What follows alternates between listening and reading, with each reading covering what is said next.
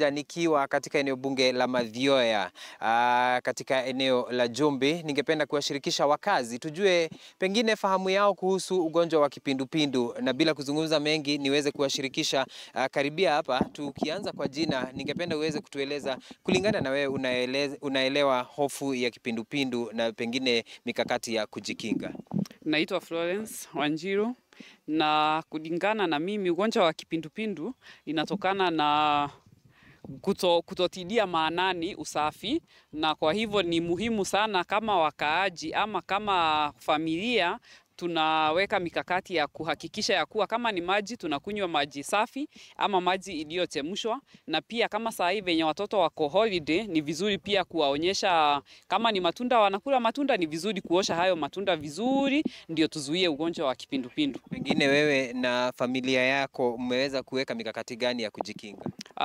Kitu cha kwanza ni nawahimiza sana mambo ya kunawa mkono kila wakati. Ukienda msalani ama ukitoka kwa kucheza, ni lazima unawe mkono wako vizuri kabla ya kuguza chakula yeyote, ndio usikue umeokota some of those bacteria kutoka nje zije ziingie kwa chakula kisha ziingie kwa mwili wako. Na pia maji tunahakikisha kuwa tunakunywa maji safi, maji iliyochemshwa. Asante. Nimshirikishe mkazi mwingine pengine ili aweze kutuelezea unaona kama Wakenya wako na masomo ya kutosha kuhusu hofu ya kipindupindu? Kwa majina naitwa Benson, mimi ni mkaaji wa Murang'a. Ya kwanza ni kusema wananchi hawana ile elimu ya kutosha ya kupigana na ugonjwa wa kipindupindu. Manake utapata mahali kwingi hawatilie ile maanani ya kuweza kuosha vyombo, kuosha chakula, kuosha mikono yao wanapokula, ama pia hadi nyumbani unapata pia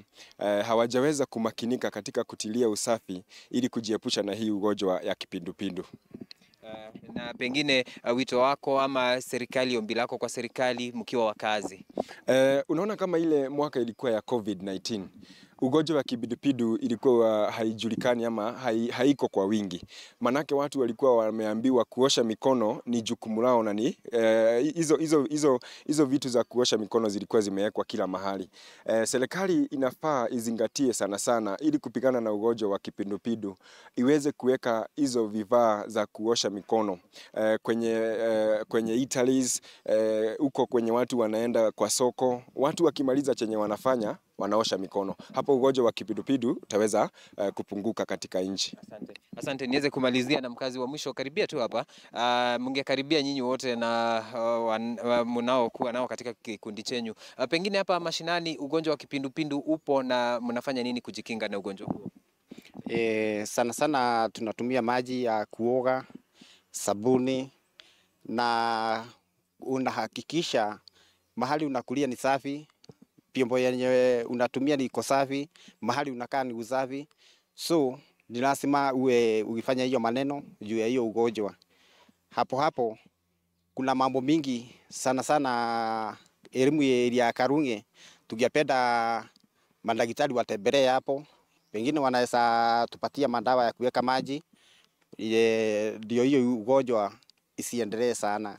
Karibu. Asante. Ni hisia za wakazi kutoka hapa eneo bunge la Mathioya, kaunti ya Murang'a, na ninajua ni mjadala ambao unafaa kuzingatiwa ili kuhakikisha kuwa Wakenya wamepata elimu ya kutosha kuhusu hofu ya ugonjwa wa kipindupindu. Ni hayo tu kwa sasa, nikirejesha usukani kwenye studio. Jina langu ni Robert Gakure kutoka kaunti ya Murang'a. Naam, shukran sana Robert Gakure kutoka Murang'a. Umewajumulisha na kuwashirikisha wakazi wa kaunti hiyo hata kama wako katika shughuli zingine, ili waweze kuchangia mjadala huu na vile vile kuweza kueleza mambo haya wazi ili kuweza kujua ni vipi tunajikinga na ugonjwa huu wa kipindupindu. Hivi sasa mchamko huo umeweza kuripotiwa katika kaunti ya Nairobi, vile vile Migori na Kisumu, na watu 6 katika kaunti hizo 3 wameweza kuripotiwa kufariki dunia.